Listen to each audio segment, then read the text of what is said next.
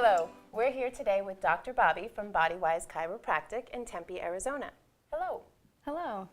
Like most of us, we go to our chiropractic appointment, we feel great, but then we go home. So what we want to know today is what can we do at home to keep that balance, to keep feeling that great until our next appointment? And the rumor has it, you've got some fun exercises for us today. Absolutely. This is a great question and something that I hear quite often in the office. Patients will say they feel great when they get done with an appointment, but they want to maintain that and keep feeling great until their next visit. So we've got a few things that we're going to go over today. It's called self-myofascial release.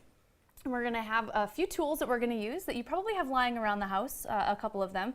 We're going to utilize these to help work on some of the tense muscles and to help work on prevention and help to keep you feeling good in between visits. Great.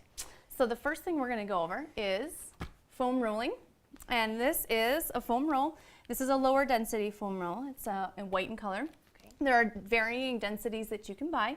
White, you may find some marbled ones, and then the highest density is going to be a black. Okay. So we're going to start with the white one. This is a great one to begin with, and what we're going to do is actually do just as it sounds. We're going to roll on top of the foam roller, and we're going to help release some of the tension in some of the larger muscle groups of the body. Okay.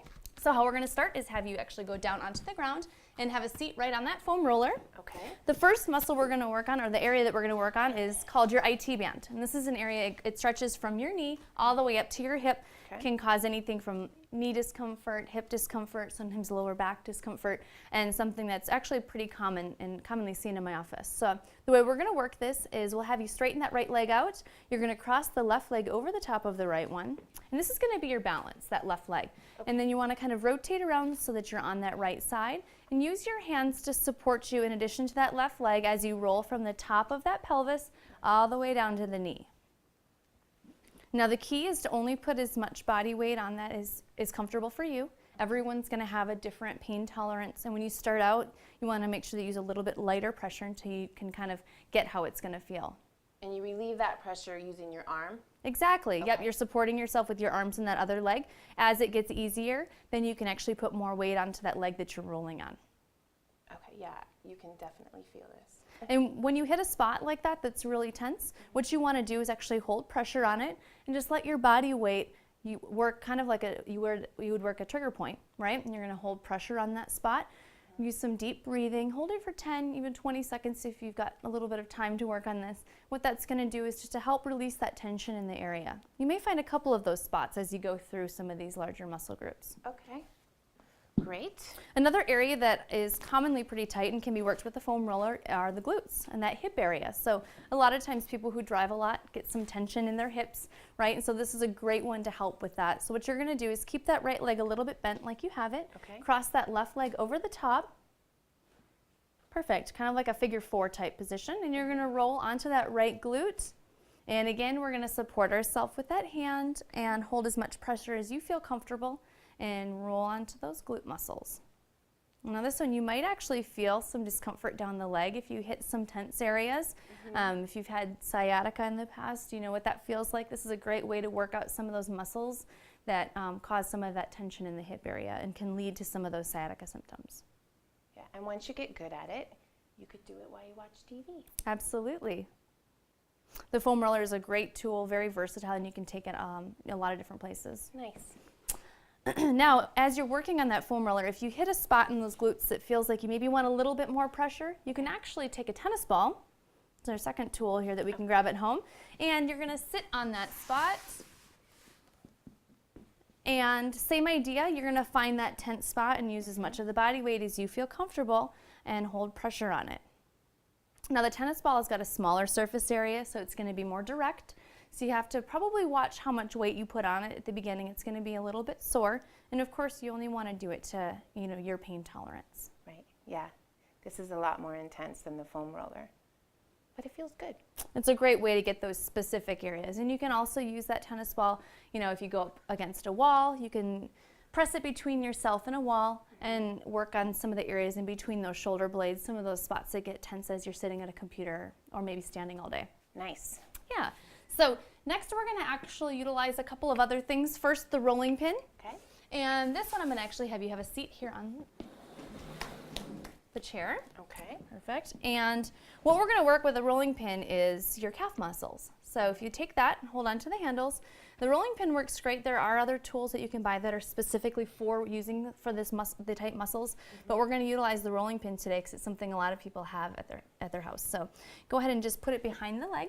Okay. And we're going to go through the entire length of that calf muscle. You can get down into that Achilles tendon. Sometimes that gets tight. A lot of foot tightness actually comes from the calves, so this is a great area to work. And especially, if you wear shoes that maybe aren't very comfortable, or you're wearing heels all day, it's a great way to release some of that tension. Yeah, the insides right here. I wear a lot of heels, and this feels very nice.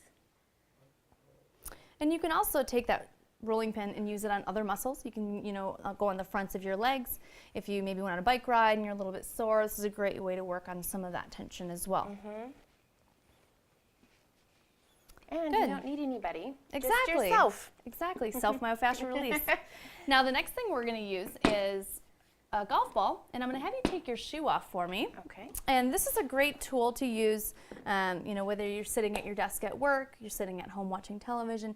You can take a golf ball and you can use it in a couple of different ways. Number one, if you've got some arm tension, maybe you use a mouse at work and you get tight in that arm. You can actually take that and roll it up and down the arm from the elbow all the way down to the wrist. You can go on the inside of the arm. This is a way to kind of just get the blood flow and get things moving in those muscles there. Okay. Good. And then you can also take that and go down to your foot, and we're going to roll it up and down the foot. There's an area called your plantar fascia that covers the entire bottom part of your foot. Plantar fasciitis is a common thing seen in my office. This is a great way to work on some of that tension in between visits.